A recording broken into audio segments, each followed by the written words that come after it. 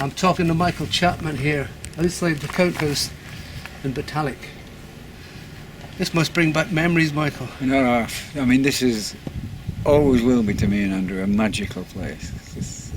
This, as I said earlier, this is the very spot that my life changed immeasurably. So everything started from here? Yeah.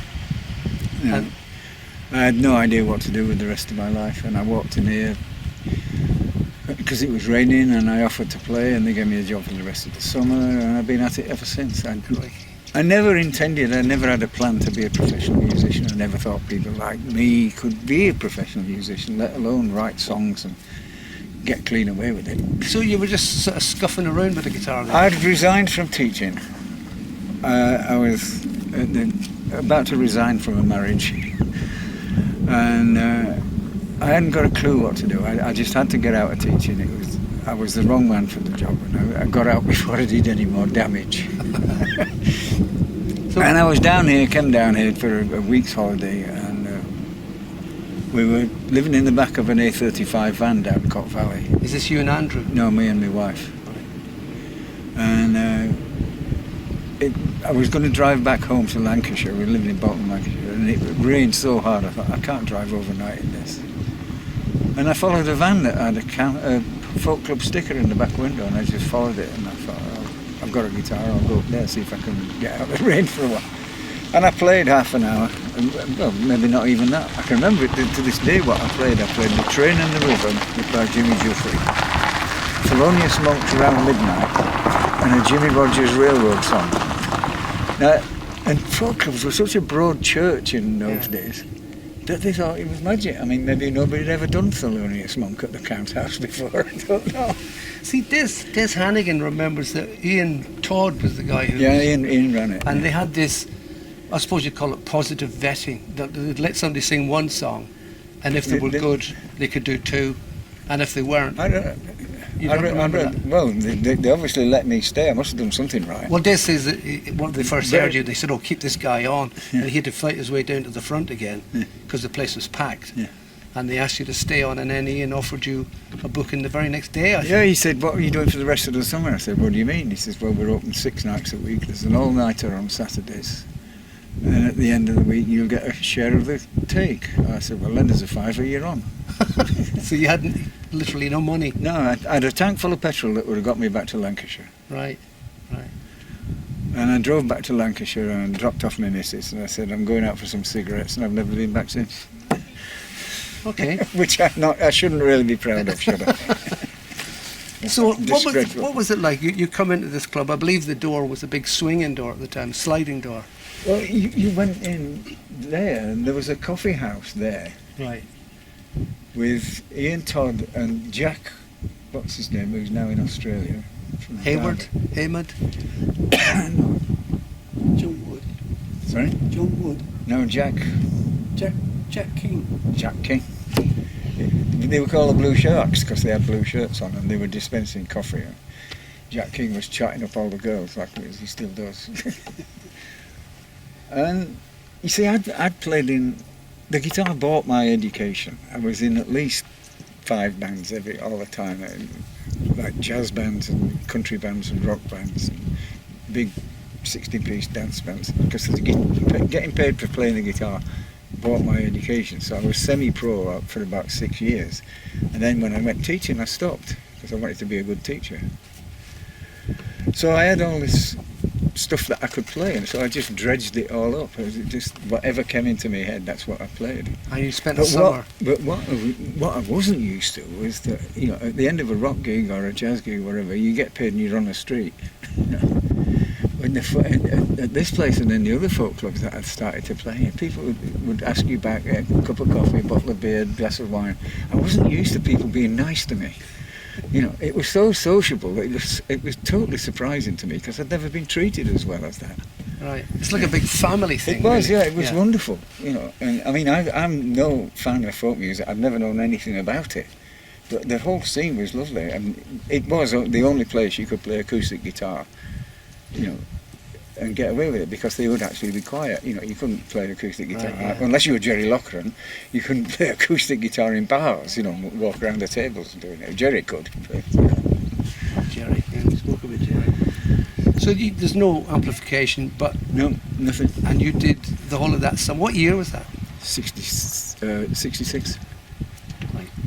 And you spent the whole summer here. Were you still sleeping in your car? Yeah. In the van? Well, and then Brenda took pity on us and gave us a room in Skinnick Street. The Skinnick Street, yeah. Yeah, number 4. In that rabbit warren of a house. But you know, you go back to Brendan's after, there's been 20 people in the front room. Yeah, You know, we were just amazed. That's the thing I remember was the closeness, the family community thing that was Yeah. going on. I mean, it was wonderful, you know, I mean. The only folk club I'd been in before that was actually when I was about 18. I went to the Topic Folk Club in Bradford. I was at art college and somebody went, because it was very left wing and whatever, you know. And there was a guy there, he was a seaman and he'd been to America a lot, and he'd come back and he knew all the Woody Guthrie talking blues, and I was just amazed. Wow. I want to So be there. did you develop the style, because you've got a certain style, haven't you now? I developed a style because I didn't know what the hell I was doing, and I still don't. And did that come out of the Count House thing? Well, I'd played the blues things, you know, that Bruisey Thump and that, and some Lead Belly songs. Because at art college, there were the people that came up from all walks of life. There was this guy called Ed O'Donnell, who had made a record with Ken Collier. And to know somebody who'd made a record was astonishing. And he used to take me around his house, and he knew that I liked the old blues guys, so he'd play me Brunsey and Jimmy Rogers and Woody Guthrie, and because he had this amazing record collection, and he educated me. I don't know why he bothered with me. I sometimes played string bass with him, and for my sins, the banjo. But he would never hire me as a guitar player. I don't know anybody who admits to playing banjo with any sort of degree of confidence or. Well, you know, I mean, there was a New Orleans marching band we played in some things, funerals, any excuse to. We even had a guy with a serpent, you know that. Really? And there'd maybe like 4 banjo players clucking away all out of time and that was you. You know. So what age were you when you first come to the Count House? I was 25 going to 26. With a history of jazz and all Yeah. that stuff behind Yeah. you, and some Yeah. teaching, and then Yeah. and you're here for that summertime. Yeah. And then did you go pro then, or were you already pro then? No, from here, at the end of the summer, I drove back to Bolton, went out for a packet of cigarettes and drove straight across country to Hull, to where Andrew was. That was like the choice I had to make. And I thought, I'm famous now, I'm doing fine, you know, I've been working all summer, and it was like the United Nations in here. You know, people from all over, America, Australia, Sweden, France, Germany. I thought, I'm an international star now. The phone will keep ringing and keep ringing. It was Christmas before I realised I didn't have a phone. And we were starving again. So the audiences were the tourists who came here. Tourists and locals. That's how I remember it. I mean, you know, people used to turn up from people that were touring in Cornwall from abroad, and people would drive up from Penzance that lived there. You know. Yeah. The people who never came were from St Ives. St Ives. That's how I remember. Oh, there was it. a Is folk that club right? in St Ives, wasn't there? There was There was kind of a separate scene in St Ives. Jonathan Cudrill had a Yeah, group there, didn't he? yeah, I never knew him. Yeah, because he sent Des wanted paying, Yeah. and when they played that club, Des and his mate, and he said, we don't pay people. Just leave it. And he was sent here where he did get paid. Yeah. So do you remember anybody else who came to prominence from the audiences in there? From the audiences? You know, there was floor singers who got up and people were invited. There was Keith Warmington, who formed a band called Strange Fruit. Strange Fruit, yeah. Keith was still at school, I think, when he first saw me here. Yeah, because he's a Cornish lad. Keith, yeah. I think that was with Pete Keeley, wasn't it? Pete Keeley, yeah. Who's one of the best Brunsey players I've ever heard, but he is insane. Yeah. Pete and I were mates. We were in a couple of bands together as well. He's living in Bishop's Castle now. Yeah, I know. I did a gig there and he turned up, walked on stage and said, I can play his songs better than him. Go for it, Pete. Sounds like Pete, yeah. Let me look at my list. Was it any memorable incidents, social, personal things that happened in there? Yeah. Can we just stop a minute, because there's something in the car that goes with that I want to show All right. you. Well, I'll just stop these. Well, you said, is there anything memorable? And this was recorded the first time I came back. No, I came back at Christmas and did The Quiet Woman and that with Brenda, and got paid £8. And then I came back at Easter, and this was recorded. I mean, I didn't know. That's at Mitchell, though, isn't it? Yeah. See, I'm moving towards Mitchell. I'm coming from this end. Yeah, right. Where do you want to go again? Have you anyone there? Well, that's all. This is all for Des, really, so it's relevant to him and not what we're doing. Yeah, those are us social. Right. Did you switch this one off? I did. Yeah. What I did with Des, and I didn't think, is I had the big screens out, and they just soak up battery stuff. Yeah. So just check the framing. Well, it hasn't changed, has it? And we're up. Shouldn't have done. 15 now. Oh, it's running still. So they still run when so they were running all the time anyway. Might just make sure this one is. Yes, it is. So when you shut them down, they don't stop. We're good. I'll cut all that out. Where? So let me see where I am.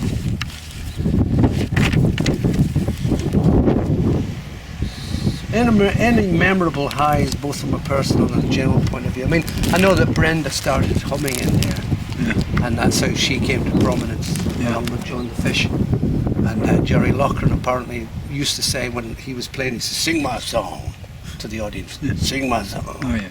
And she would, and he said to her one night, "Don't sing my song."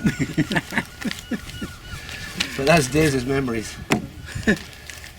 Des tells a story of a Scottish man who was a hard rock miner or something. The sea had got into a mine, and they had pumped concrete from a ship into the hole till it gelled and set, and then they had to pump the water in the mine back out of the mine. Some Scots guy, and he was flung out one night because he was pissed. But he was a big, heavy, hard man, and he had chucked a Davy lamp or something. When they got him in the car park here, he threw a lantern back in. Do you remember any things like that? No, it was all very peaceful and respectful. It was very family orientated. Yeah. You know. Not once. I've seen very little brawling in here. And there was no. If you wanted to drink, you had to bring what you wanted to drink. If you wanted a drink, you brought it with you. You could get a cup of coffee. Right. Yeah. I mean, most people landed up with cider, didn't they, as I remember, or a bottle of beer or two. It wasn't a heavy drinking scene. It was just something to keep you going. Social. Yeah. Yeah. I mean, it started early, about 7:30, I think, didn't it, John? Yeah. But I mean, on Saturday nights it went on till 11, and then started again at 11:30. And that would go on till the early hours, and Till daylight, and then we'd all wobble off back down the road to Brenda's. Where the hell did we get the energy from? That's it, isn't it? That's, you look at yourself these days and you think, I don't know, can I get up that hill? Yeah. So you went home after the summer. Yeah. You became a pro musician, and you started gigging, and then they brought you back as a guest then, or did you turn up at Mitchell as an itinerant, as they called it?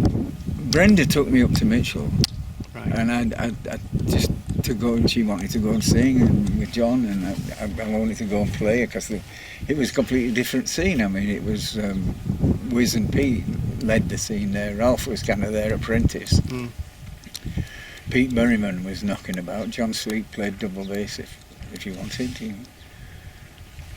And it was completely different. It was like a different set of material altogether. It was like the music came from two ends and kind of met, but not quite. There was here and there was Mitchell, and it was it was all ragtime and bluegrass and blues up there. Yeah. And it was kind of family sing along down here. And then you got me playing Thelonious Monk and stuff, so I expected him to know exactly who he was. And by then, were you writing your own stuff? No, I hadn't started writing. I never even dreamt of it. Never even dreamt of writing my own songs. I mean, I was so amazed to find myself that I was a professional musician. I thought that was it. That'll do. I can do this for. So how suddenly did you came into this, did you have a very distinct style? How did that come about then? Because there was nobody to teach me. I'd listen to records, and if there were two guitar players, I didn't know, so I'd just try and play both parts. Right. Yeah. And Ralph tried in vain to get me to fingerpick properly. He got me to use my thumb, that double bass thing, and he showed me how to do that. And it failed completely. I still do that. Yeah. But I mean, that's got me around the world more times than I can count. Yeah. So, I still think Ralph's one of the best ragtime players ever. I'd love to be able to do that, but I just haven't got it. Anyway, you can do it. So, and why should I bother? Yeah, you're doing something entirely distinctive. How did the songwriting begin then? Did you just one day think? I'd gone to Norwich to play for Alex Atterson's club, who was actually the guest the night I walked in. This small fat Scotsman standing on a stool playing the guitar stupidly. And it was hilarious. And he ran a successful folk club in Norwich. Yeah. And I drove down to Norwich from Hull. And I don't know why, but I drove back again. And I got to this transport cafe outside Sleaford, and I just couldn't go any further. I fell asleep in the car. And I woke up and I just got this line, "Oh, my life goes by so easy, my days they pass away." And it's just two chords, and John recorded it. He did very first know it. And that was the first, I thought, damn, I've written a song. Amazing. And the floodgates opened. Right. And you were recorded at Mitchell then? There's a record, isn't there? Yeah, this thing. There we are. Not a commercial plug at all. Available in all good. So, apparently so. Yeah, I mean, that was recorded the second time I came back at Easter in '67, and without me knowing. Strangely enough, when it came out a few weeks ago, I had to go down to London to do a showcase for it, launch. But how do you do a showcase for an album that you didn't know you recorded 45 years ago? Right, yeah. It's like, whoops, here we go, I better learn some of them. Can I just butt in? Well, should we stop that there and get you involved now? You were saying, John, about when Michael did go professional. He really went professional. He went. He went to just about every folk club in the country. Some two or three a night to do a floor spot to get get himself known and get a booking, and it worked, didn't it? Yeah, I used to say, listen, I'll play for free tonight, but next time it'll cost you. Yeah. I had no idea what kind of strike rate I had. But, I managed to start making a living out of it. We weren't living high on the hog, but we were living. Yeah. And of course, all the time you're travelling, you're picking up more information, you're picking up more influences. Oh yeah. You're hearing different music, played different ways. Yeah, when you do a floor spot, there's a main act on, and I heard some great musicians. I heard some really terrible stuff as well. Yeah. Does his mother know they let him out of the house? So I put him back. And did any of the good stuff, did that influence what you wrote, or were you strictly Not really. focused? I mean, the only thing that's influenced what I write or what I've written is the things that have happened to me, Right. You just exaggerate slightly and change the names to protect the guilty. Right. I don't think I've much more about this place here, and you've more or less said about Mitchell. Yeah. I'd like to be talking to you about Bottallack. So can I put a camera there to see me? You could just stay there, Michael. Yeah. Unless you want to go wandering, you'll find it. I'm going to have a walk over to Yeah. the grounds, because that's what I do when I'm in. I'll put this down.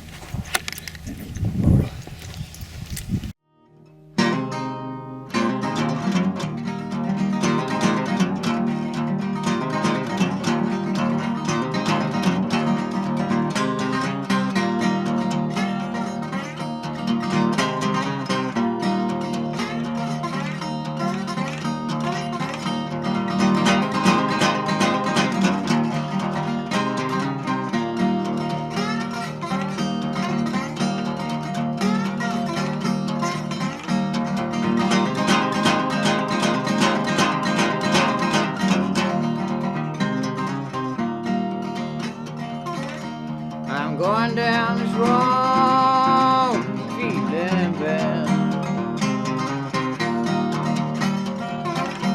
I'm going down this roll, feeling bad.